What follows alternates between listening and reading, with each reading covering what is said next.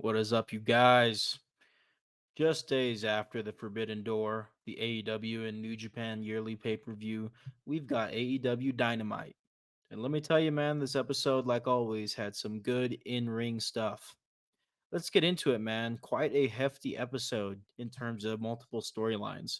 So let's start, man. Of course, we started with Brian Danielson versus Pac in the Owen Hart Foundation men's tournament. And yes, you guessed it. Brian Danielson is moving on in this tournament. Brian Danielson will be in the Owen Hart Foundation men's tournament final. And it was a fantastic match against Pac. I mean, we knew this was going to cook. These guys didn't even do anything, and the crowd was chanting, holy shit. And quite frankly, I don't blame them, even if it's a little silly. Next up, man, we had an interesting promo from Mark Briscoe, who came out to the ring with that Ring of Honor World Championship with a new strap on it that I personally don't really like. I liked the black Ring of Honor World Championship strap, but nonetheless, man, if Mark Briscoe likes it, then I love it. I'm just giving my personal opinion as a connoisseur, if you will, of championship titles. Too bad they're really expensive, or else I would have a shit ton. Anyways, hopefully YouTube doesn't penalize me for cursing in like the first minute or whatever of this video.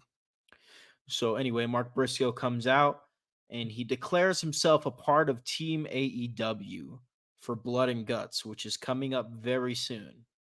So we have Swerve Strickland a part of this team that will be taking on the Elite. And now we have Mark Briscoe. But it's not long before Jack Perry comes and hits Mark Briscoe with a cheap shot. And then that leads to Mark Briscoe's recent friend, Kyle O'Reilly, coming in to attack Jack Perry and kind of save Mark Briscoe. And then boom, Kazuchika Okada comes and hits Kyle O'Reilly with that lariat. Before you know it, man, we've got the whole elite out there. We've got the acclaims coming to even the odds. So we have our four on the side of the elite. We'll find out who the fifth member of that elite team is for Blood and Guts later in this episode. And then we also have the four out there, which is Kyle O'Reilly, Mark Briscoe, and the acclaimed, of course, who will team up with Swerve Strickland at Blood and Guts to face the elite. But nonetheless, man, this was a pretty cool segment. Nothing too fancy, right? Just building towards that Blood and Guts match, which AEW has yet to miss on a Blood and Guts match. That's War Games for those who aren't familiar with AEW that much. AEW calls this two ring steel cage match Blood and Guts. For those, yeah. Next, man, we go to the women's side of the Owen Hart Foundation tournament, and we have Chris Statlander taking on Willow Nightingale. Of course, this is a feud that has been brewing for a few months. Former tag team partners before Chris Statlander went and turned heel on Willow Nightingale. And Willow Nightingale, before going out there for this match, gave a really nice backstage promo while being interviewed. Just amazing stuff, really stuff you only get with AEW, just really speaking from the heart and putting her own spin on her character. It translates so well with Willow Nightingale in specific to the screen, and I'm sure to the arenas.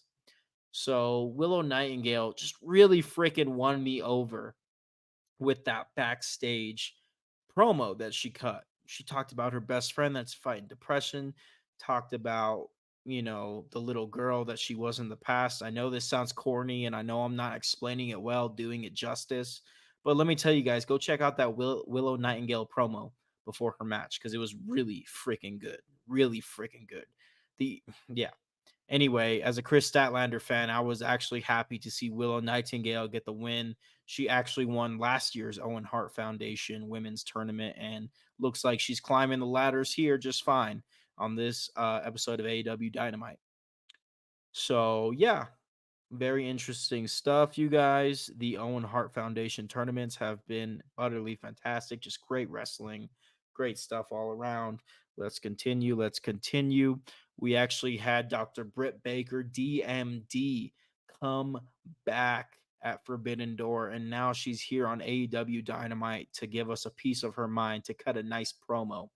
So here we are, guys. And before Dr. Britt Baker is able to go on that mic for too long, we have Mercedes Moné, the CEO and now double champion, TBS champion, and New Japan Strong Women's champion coming to the ring for a nice face off with Dr. Britt Baker, DMD. And let me tell you, these guys already hate I mean, sorry, not these guys.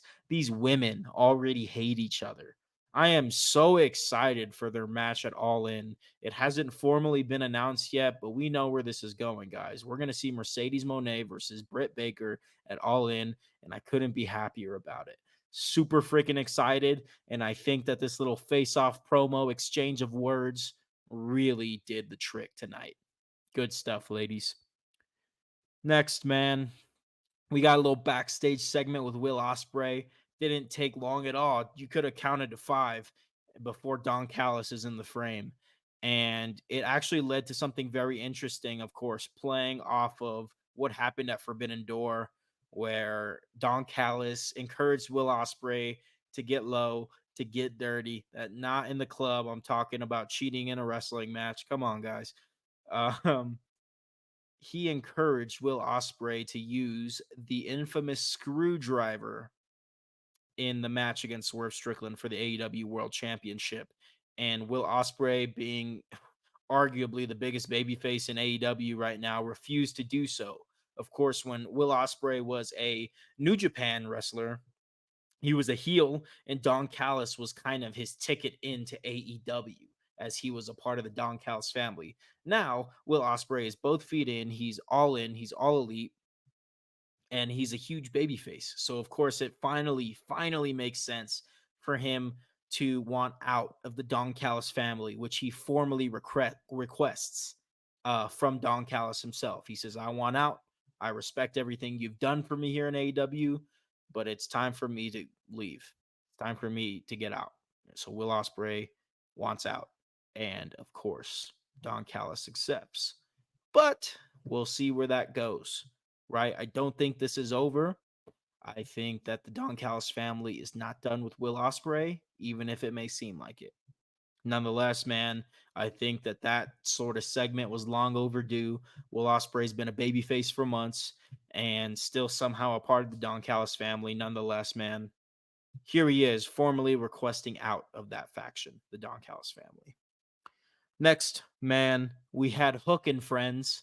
And by Hook and Friends, I mean Hook, Samoa Joe, and Katsuyori Shibata taking on the Cage of Agony. Brian Cage and the Gates of Agony. What are their names? Bishop Khan and Toa Leona. We had a nice, fun 6-man tag team match with Chris Jericho on commentary shortly after he had Taz removed from ringside, said he's done with commentary for the night. Chris Jericho's really killing it as a heel, as kind of a satirical, but not even satirical, more so parody version of Hulk Hogan. I I never thought I would say it, guys, but I absolutely do not hate Chris Jericho's gimmick right now, and I'm sure a lot of you agree with me who watch the show. So very cool stuff, man. Of course, Hook and Friends, Hook Samojo and Katsuyori Shibata get the win against the Cage of Agony, and then receive a pretty significant beatdown from the Learning Tree, which is Chris Jericho, Big Bill, and the Bounty Hunter Brian Keith, or the Bad Apple Brian Keith. So this feud continues. We're still going. I'm sure at AEW All In next month, we will get a big payoff between the Learning Tree faction and Hook and his buddy Samoa Joe and Shibata. Super interesting stuff, man. Not exactly a 10 out of 10, but definitely better than it sounds on paper, admittedly, as AEW stuff normally is. Next, man, we find out who the wild card is in this Owen Hart Foundation men's tournament. Surprise, a lot of you saw this coming, including myself. It's Hangman Adam Page. And Hangman Adam Page gets the victory over Jeff Jarrett and is revealed to be the 5th member of the elite squad for Blood and Guts. Although Hangman Adam Page is more focused, rather hell bent on the Owen Hart Foundation men's tournament. He has no interest in being part of this elite squad, elite faction, and he looks to win this tournament and go on to face Swerve Strickland at All In, which he will get if he does win the Owen Hart Foundation men's tournament. And what can I say, man? That's going to be exciting. They have history there, Swerve and Hangman. Just a rivalry written for AEW, a very nice, very good, very solid rivalry. And I'm excited to see this third match at All In potentially. I understand Hangman has a lot of haters, and I'm not exactly a humongous Hangman fan myself. I respect the wrestler. I even like him, face or heel. Nonetheless, I do want to see him win this tournament a bit because I know Swerve and Hangman have a great feud and are capable of putting on a fantastic match. An all in Wembley Stadium is AEW's version of WrestleMania, in my opinion. So what better match to do than the biggest feud you have going in your company right now, which I believe is Swerve and Hangman. Their last match was at Full Gear 2023. I was lucky to be in attendance for it with my best friend, and we were able to see the Texas Death Match that Swerve Strickland and Hangman Page put on. And oh my gosh, it was one of the best matches I've seen live. It might even be the best match I've seen live, and I've seen a lot of good ones, guys. I've seen a lot of good ones. I've been to quite a few WrestleManias. Nonetheless, guys. Yeah, I think if they want to do Swerve and Hangman for All In, yeah, I'm all in on that. Last but not least, guys, we had the main event, which was Will Ospreay defending that AEW International Championship against Daniel Garcia. And what can I say except it was a friggin' banger. I knew it was gonna be a banger. We all knew it was gonna be a banger, and yeah, it delivered. Of course, Will Ospreay retains the international championship, but we can't have nothing but respect for Daniel Garcia, who wrestled his ass off like he always does. But we ain't done, fellas. We ain't done, guys. We had a little something happen after this match. You see, to open up the show, Daniel Garcia was interviewed by Renee Paquette, and in front of the camera during this interview, he asked MJF to be in his corner for the main event. MJF said, "Yes, bro, I'll see you out there. Sounds good." MJF comes into the ring after Daniel Garcia is defeated, and not only has he been defeated in the match, but he's looking defeated mentally. He's very disappointed in himself. He's down in the dumps, as some would say, and MJF comes to lift him up, to lift his spirits, and tell him that he did a great job.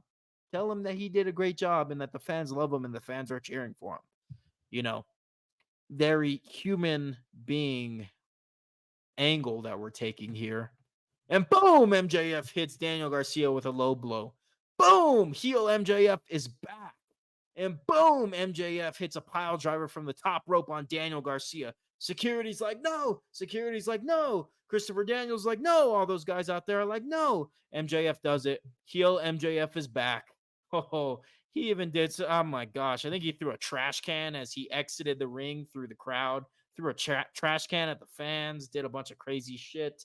Heel MJF is back, ladies and gentlemen. And while we did enjoy babyface MJF, I don't know how they pulled it off sometimes. I remember hearing that AEW may be turning MJF babyface last year, and I was like, how the hell are they going to do that? Turn the top heel in the company babyface. And somehow they did it. Somehow it worked. Somehow I loved it. And I think a lot of people loved it. I don't see many people out there questioning MJF as a good babyface. But nonetheless, man, heel MJF is back. Get ready for the savagery. Get ready for the crazy. Get ready for the nothing off limits. I think MJF is the best heel of this generation. And here we are in full swing with him again. He was a good babyface for a while. Like I said, it's a very underrated accomplishment that AEW was able to pull off the babyface MJF for as long as they did. And now we are back in full swing, man. Heel MJF. Oh my gosh. So yeah, honestly, I enjoyed this AEW Dynamite just as much, if not more, than I enjoyed the Forbidden Door pay-per-view. And I know that's crazy because the Forbidden Door pay-per-view was solid and it delivered. But nonetheless, man, this AEW Dynamite was that good. It was that good, man. We had MJF going back to his old ways, being a freaking heel, which is going to be sick.